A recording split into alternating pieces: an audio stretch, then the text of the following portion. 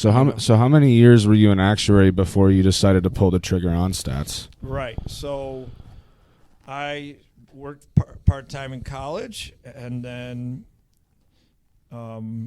worked in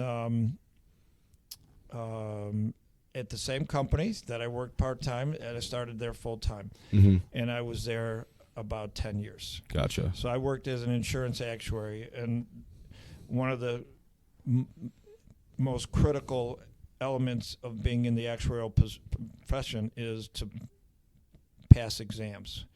So they have a series of exams. After you've passed about half of them, like 5 or so, you become an associate in the Society of Actuaries. And then after you've passed 10 or so, now it kind of changes the number every year, but back in my day it was 10, you became a fellow in the Society of Actuaries. And that is a very prestigious, that's not the right word. It is a really, really good career. It is a great job to have. You have a lot of responsibility, and you've developed a knowledge base that is absolutely vital to the insurance industry. Mm-hmm.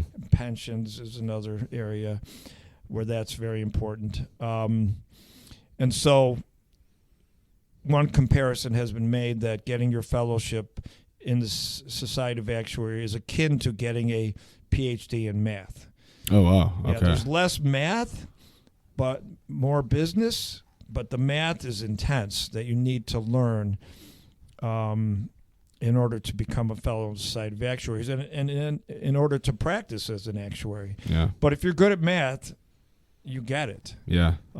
So that took me, once I started my full-time job, it took me 6.5 years to get my fellowship. I had to take exams. There's an exam every 6 months, and you progressed along, and once in a while you fail, and then you got to take it again. The pass rate for these exams is 40%. So, failure to pass an exam was more common than passing it. Yeah. But people were used to, if they didn't try it, they'd pass it again, or take it again and then eventually pass.